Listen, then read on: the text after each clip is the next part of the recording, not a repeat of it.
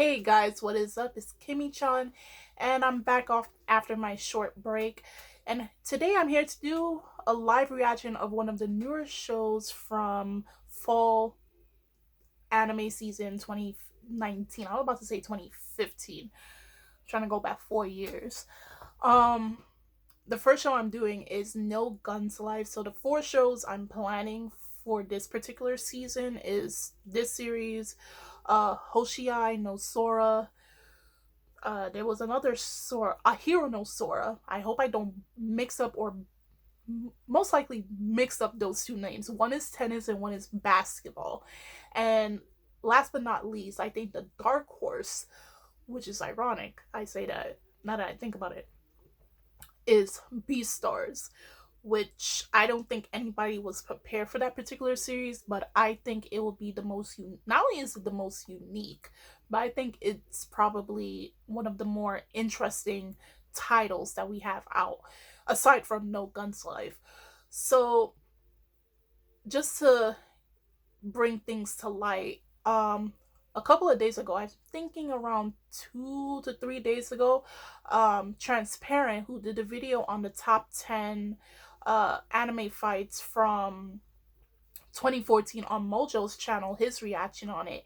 He did another video which was a live reaction to My Hero Academia season 4 episode 2, but unfortunately the reason why none of you can see it is because YouTube blocked that video in all countries. Because even though I find it ironic because some channels do the same thing, the video was kind of transparent. You can see the episode but you couldn't really see it. So, and he had borders and everything around the video, but YouTube still blocked it. So unfortunately no one is able to see the video. So he's going back to the storyboard. Same with the others. But while they're doing that, I'm here doing these reviews. I may at reviews and live reactions. And while that's happening, I may review one or two new manga series that came out, shonen mangas. One of them in particular is Beast Children, which is a rugby manga, which I have a feeling in the next 2 or 3 years is going to get an anime adaptation.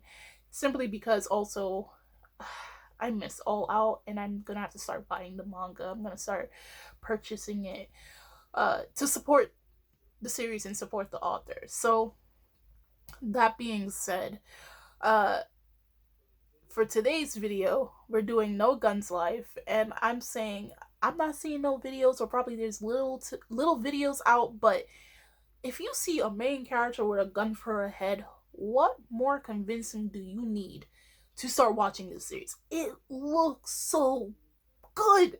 It looks badass, okay? It just looks badass. So, you know, he was an ex-soldier and there was a war that happened from the brief synopsis that they have, and unfortunately he has no memories prior to where he is now, and all he knows was he was turned into a cyborg with a gun for a head. Okay, and of course a revolver is in the back, so if he pulled the trigger, I don't know what happens if he pulled the trigger on him, but if that doesn't convince you to start watching this series, I don't know what else. And so far they have 3 episodes, so it's going to be very easy to catch up on. And it's done by Madhouse, so whenever something's done by Madhouse, you can always expect some great things. So that being said, let's get started. I'm going to start the video now. 3, 2, 1. Ugh. Play. Okay, there we go. Like, I'm actually the most excited about this particular series out of everything that came out.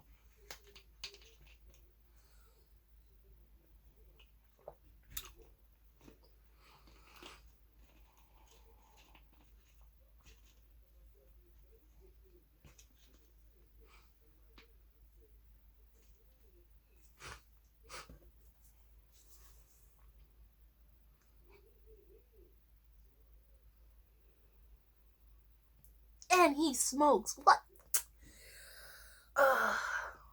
That's so awesome. He has a gun for a head and he smokes. and he wears a trench coat.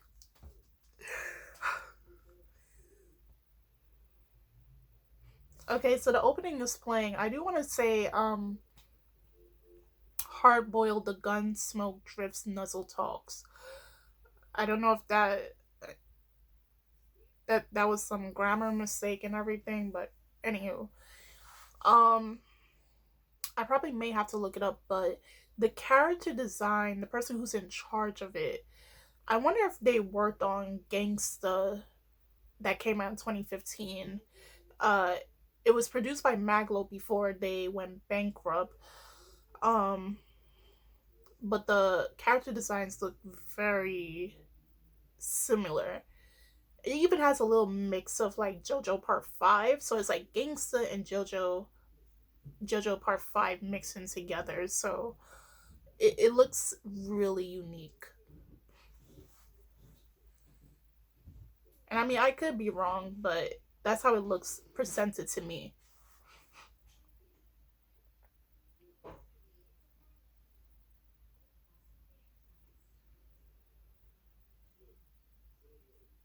Yeah. I'm digging the opening.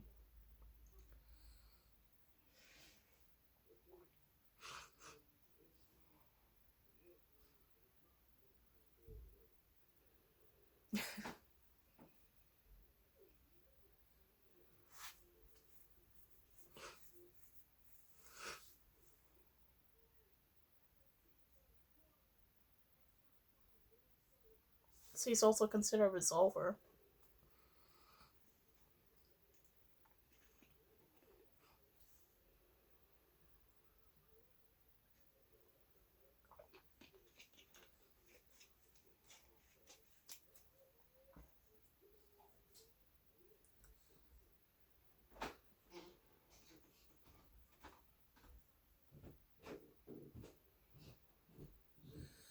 So, from what they're saying, after the Great War, because he used, like I said, from the synopsis, they said he was an ex soldier that was in some type of war.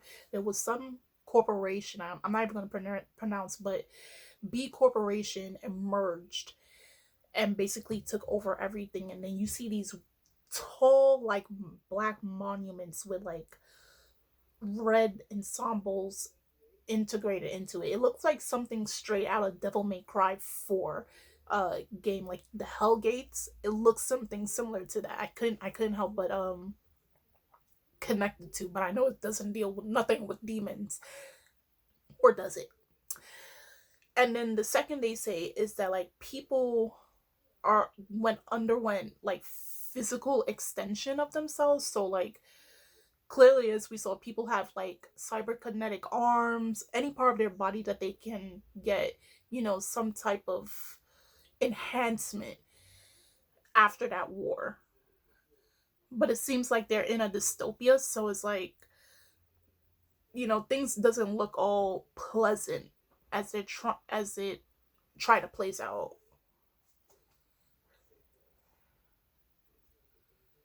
Burial Hen Corp.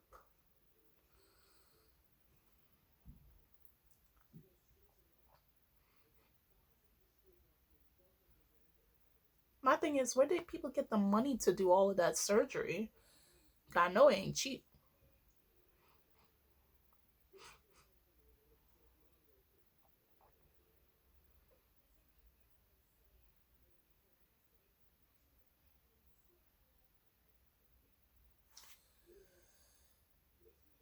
So what he's saying is like, because his head is like a gun, and the trigger part, I'm wondering, like, once he has someone that he can accept to pull the trigger, he makes it seem like it's very powerful.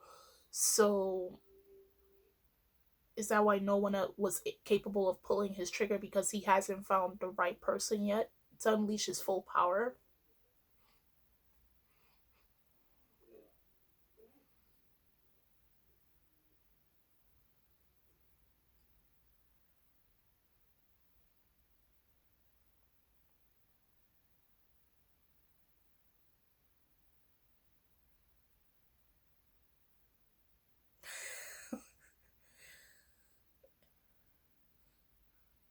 Oh, he's shy against women.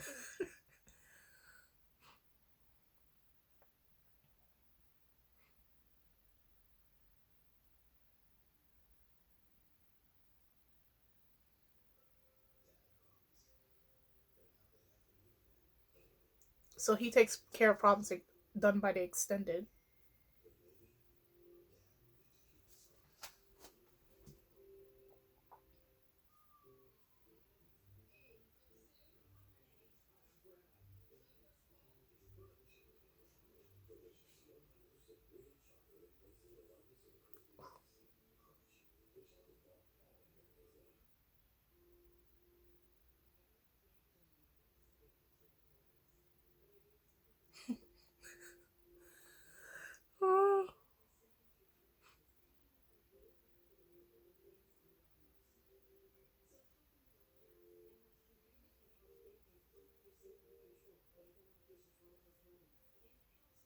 So he's known pretty much all over the place.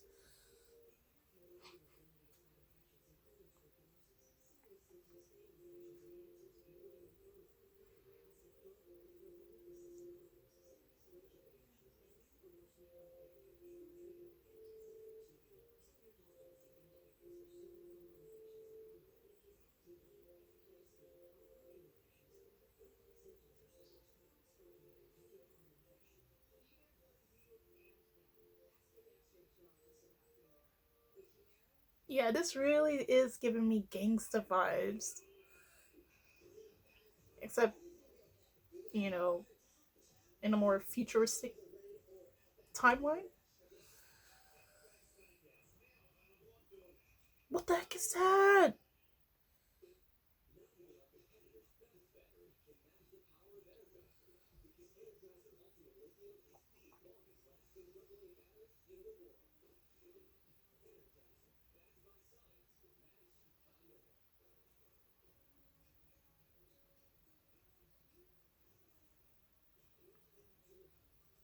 This demonic looking robot. What?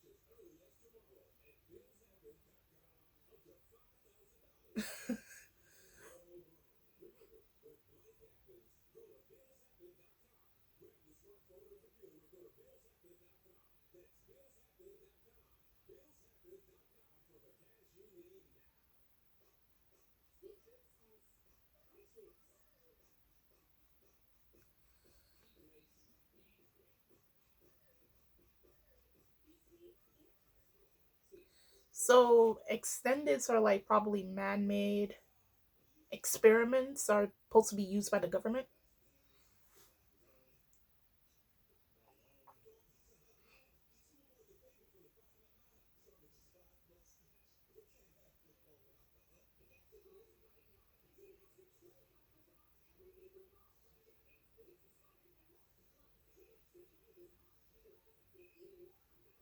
I'm gonna have to look up this what they mean by extends extended from the extended law.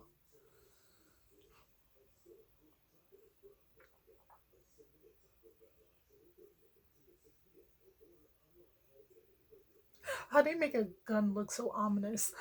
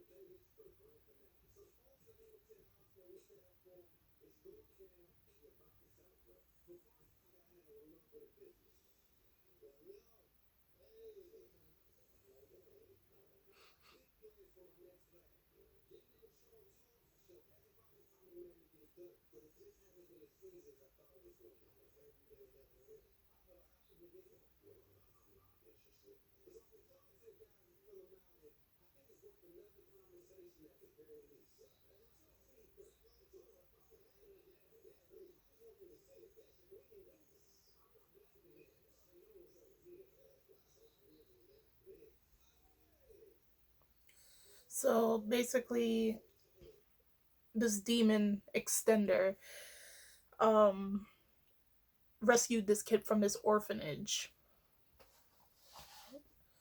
and he's asking Jizo to protect them.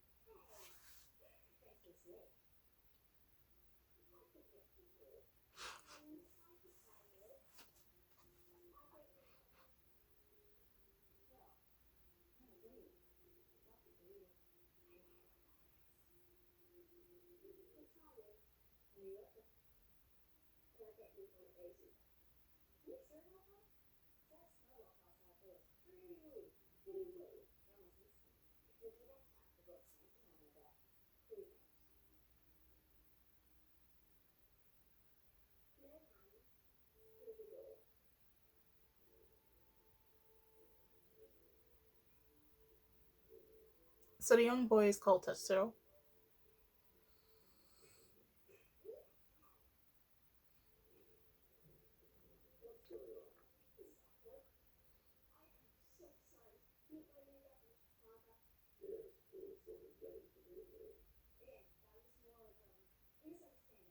And you know, obviously, there must be something special about that kid.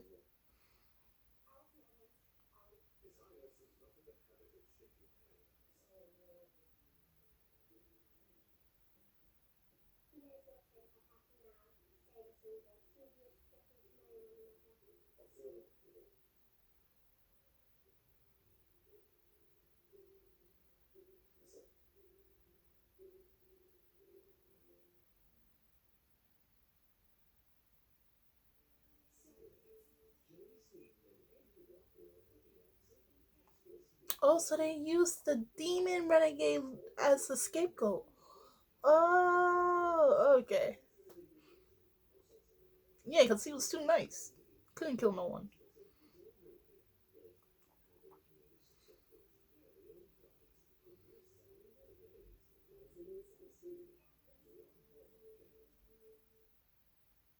Oh, dang.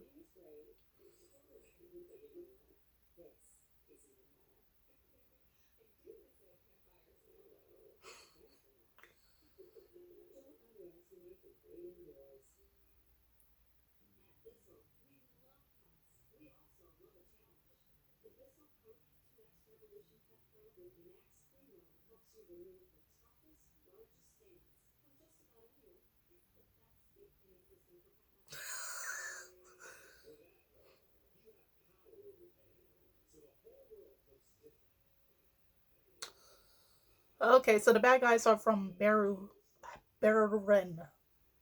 Ooh.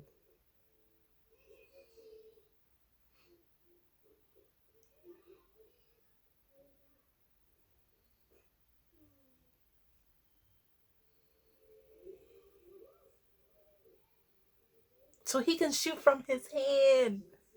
He doesn't need a gun for a hand.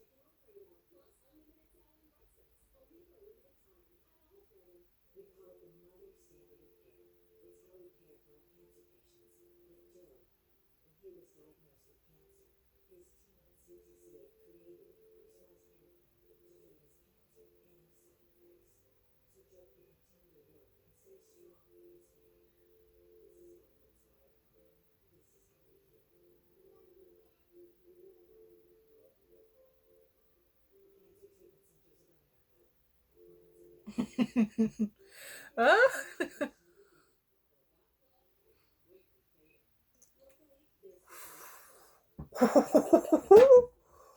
Old relic of the past. Shut your mouth.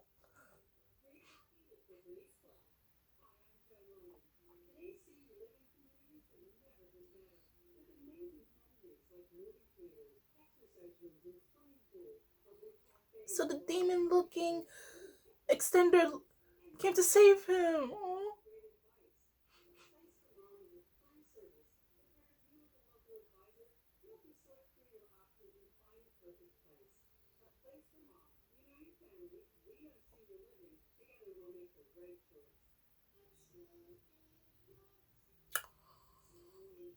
No!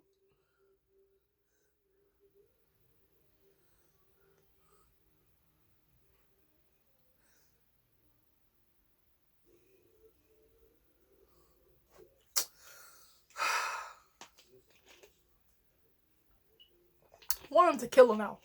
Come on.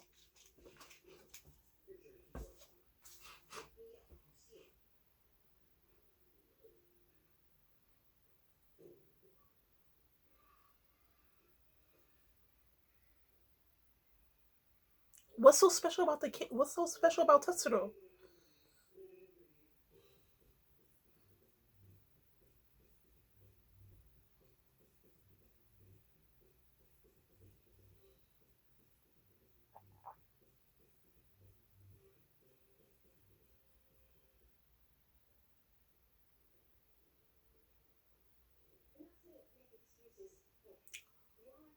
So why you left the kid for?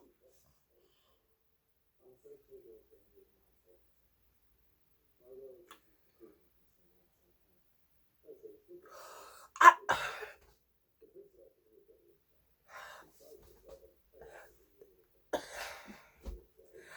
I'm confused. You left the kid to go so she can take the kid.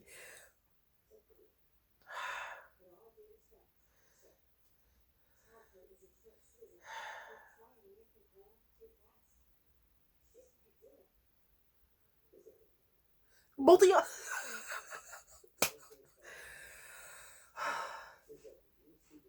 I'm sorry. This just what?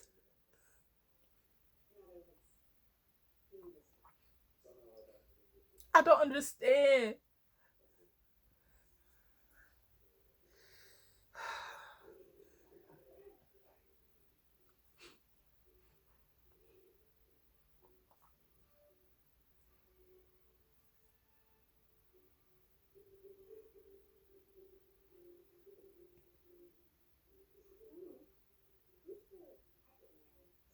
So that lady is an actual nun. Oh no, she's not a nun. My bad, she's not a nun.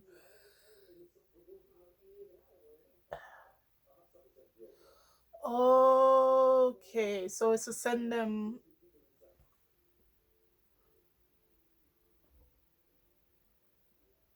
Okay, so basically, the whole orphanage with the nuns and everything is just a disguise to experiment on orphan children to send them to the Barrowhen corpse for their experiments, and Demon Extender was one of their experiments.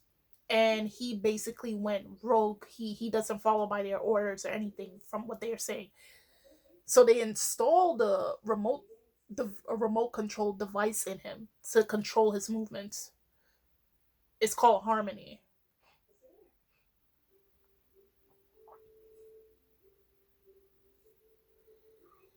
Oh, he can control and extend by force at a remote distance. Okay.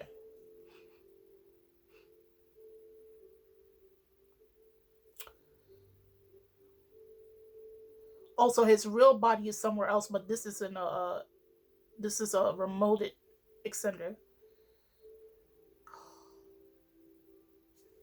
What? What? Hold on. So the person Juzo speaking to is actually Tetsuro. So when she kidnapped him, she kidnapped. So this basically is the host. Oh, and the remote device is inside Tetsuro's body, so he can basically any husk of an extender he can control.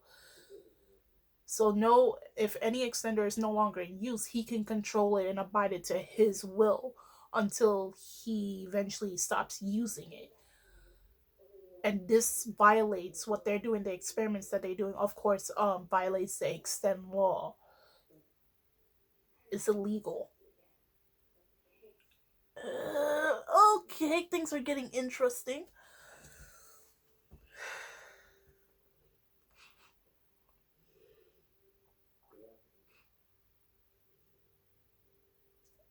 Yeah, they want to shut you up.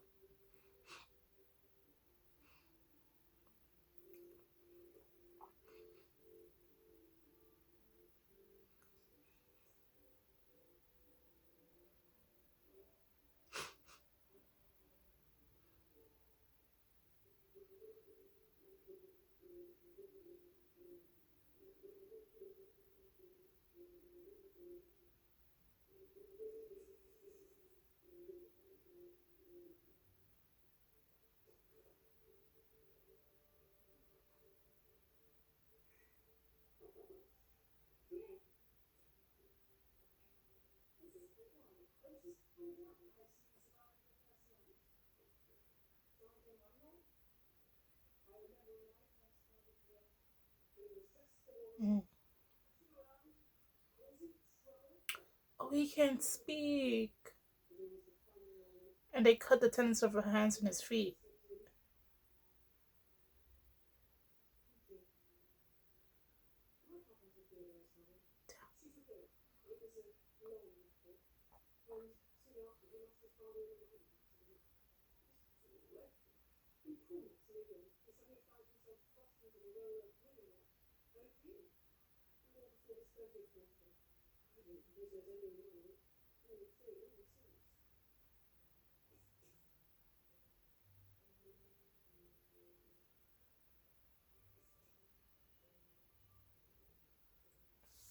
Oh, that sucks.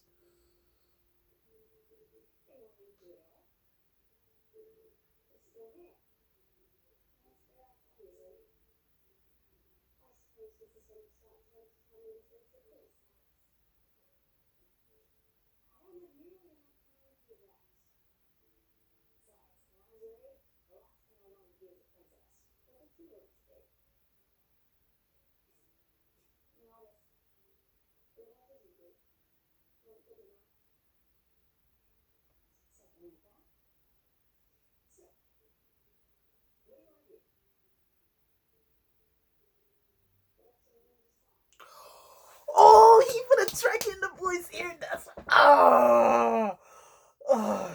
He's waiting for the yo, this my man. Oh, he's finna. What he gonna do? Funky False.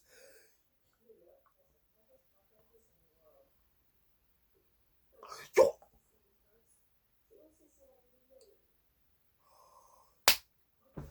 ma'am.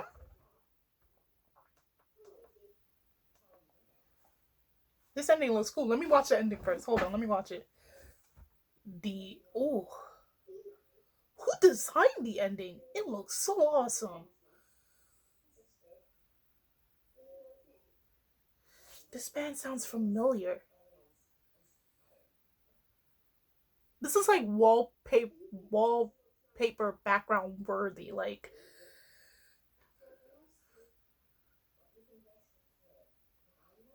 okay, Unreal Engine. Isn't that the same people that does video games? They're working with us? Man, that's never heard of that man. I have to say that was oh this oh I thought it would have been used as the opening, this song.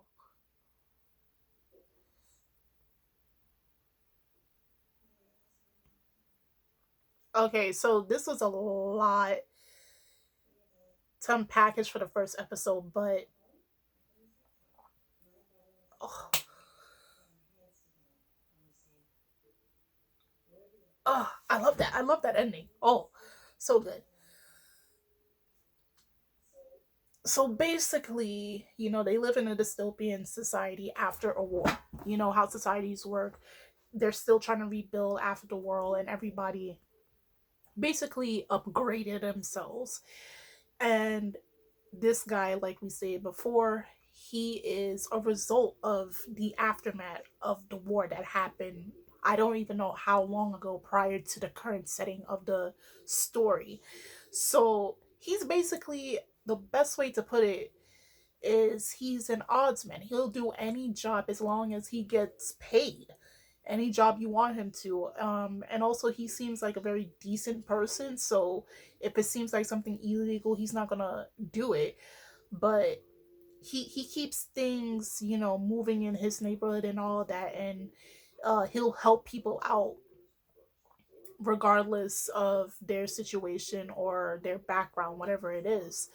And as we come to find out, there has been illegal experimentations that's happening under the extend law, without the government even knowing. And we have this evil organization that's behind it, that's, as stated, disguising themselves as some type of orphanage, some type of church, and everybody there is some type of illegal immigrant, illegal uh criminal, doing illegal stuff and experimenting on poor children, uh who has no families, possibly has no background whatsoever, uh and they're using them for whatever means that they have.